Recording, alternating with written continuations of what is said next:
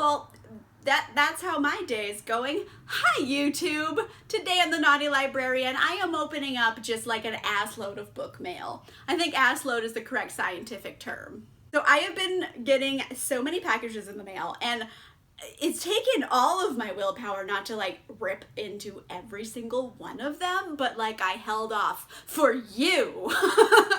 The only thing I've done so far is pre-cut the packages so I don't have to fumble with them while I'm filming. But yeah, I got a lot of packages. I am excited to get into them. Some I think I know what are, and then some I'm like, I don't know what this is. We're gonna find out together. First things first, I got this one little package from Amazon. I have not ordered any books from Amazon lately, but it's a book, definitely. Hopefully, we'll find out. I'm not 100% no sure what's in here. Oh my goodness, it's Reborn Yesterday by Tessa Bailey. This is from my Amazon wish list, and it was sent to me by Clementine. She's Books with Clementine on Instagram. I'll put a link down below. But thank you so much. I am so into this. So this is Tessa Bailey. She writes such fun rom-coms, and now it's a rom-com, modern day, but also vampires. So, Tessa Bailey plus vampires, like I'm living. I'm so excited. It's a night like any other. You have Jenny, she is a funeral home director, and this handsome young man on her embalming table sits up, opens his eyeballs, it's a vampire, his name's Jonas. They kind of like each other, but he's just like, listen, humans aren't supposed to know vampires exist, so I'm gonna have to erase your memories. And then something happens and he doesn't do that. And I'm assuming they fall in love for real. But already, I'm loving the concept. I mean, I like vampire stuff and I like Tessa Bailey, so just combining them together seems like a great idea. So thank you very much, Clementine, for sending this to me. You are a doll. I really appreciate it. I got this kind of like thick package from Harlequin as well, so I'm wondering what's in it. Like, is it multiple books? Because this is like a thick box. Oh no, it's just a giant box for one book, but that's okay. I got a copy of The Hate Project by Kris Ripper, and this one is really kind of fun. It's like an enemies to lovers story. So you have Oscar and Jack. So they're both grouchy and jerks, so, which are fine by themselves, but you put them together, it's like two beta fish. You can't put them in the same tank. Shit's gonna go down.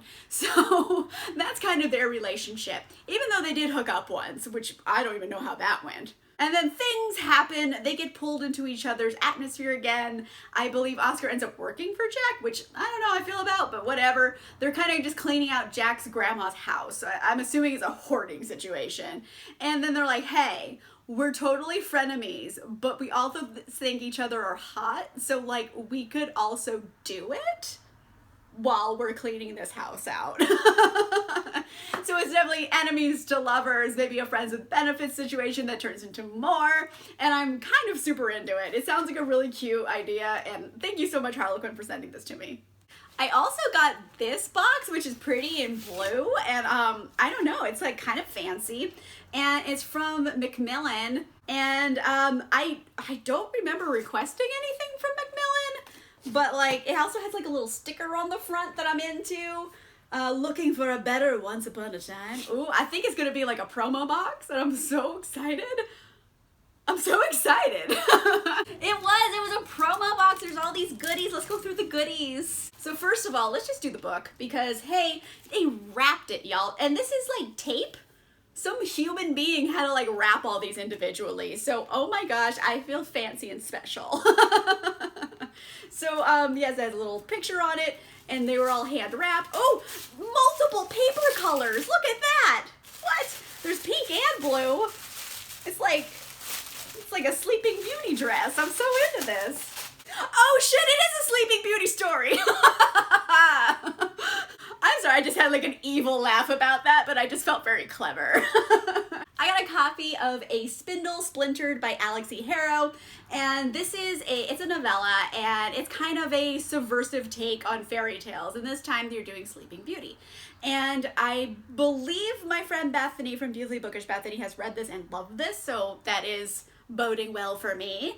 And it is kind of a reimagining of Sleeping Beauty, but told from the, you know, the evil queen, not the evil queen, the evil sorceress's perspective, and the evil sorceress and Sleeping Beauty fall in love with each other. So already I'm into this, like, a lot. And also, just flipping through the book, there's like art.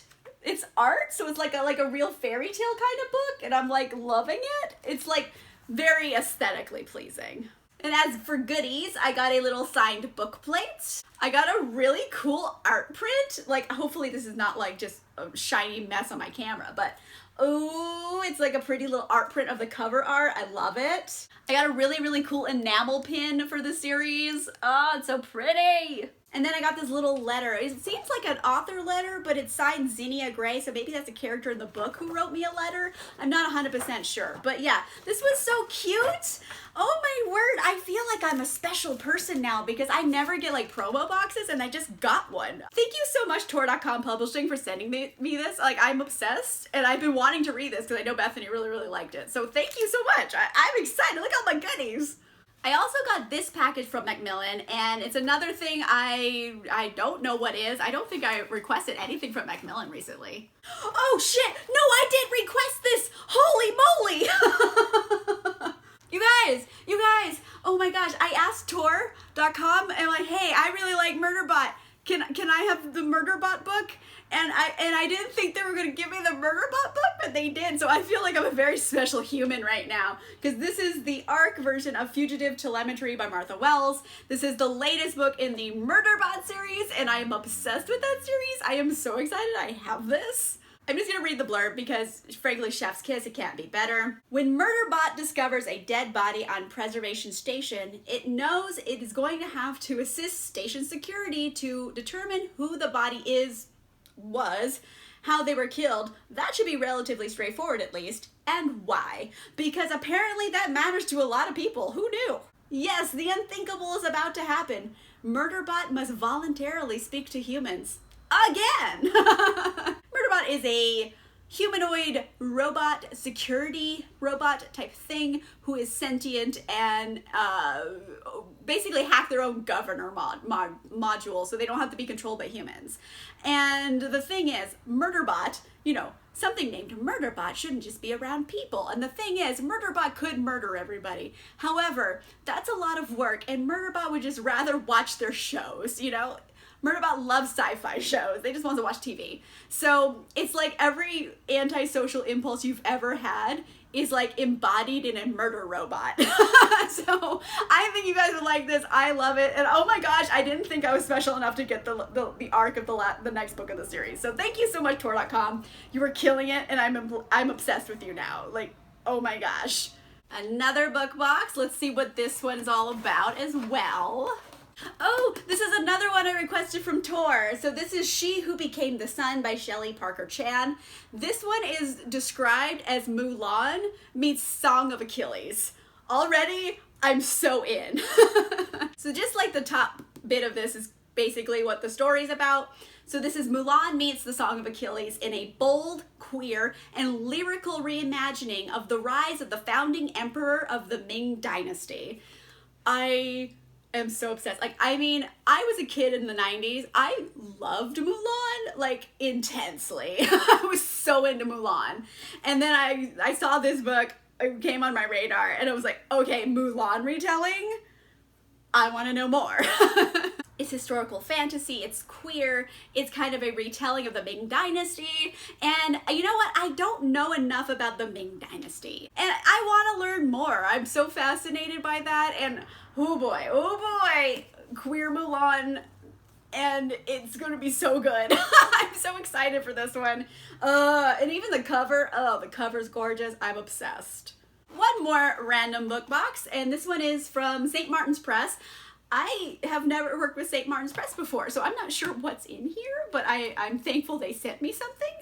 Oh, okay, so this is not a book I would have requested on my own at all, and this is First Become Ashes by K.M. Sarza, and K.M. Sarza wrote Docile, which I attempted to read, but did not like. And I mean, like, don't get me wrong, like, I get what Docile is trying to do, but it's too much. It's just disgusting at points, and it's supposed to be. So this is not a sequel, but it's another book, and already on the cover it says Sarza is the rare author able to tackle trauma and healing without flinching, and I'm like, oh boy, there's no flinching with the trauma in these books. So already I'm like, oh, this is gonna be traumatic.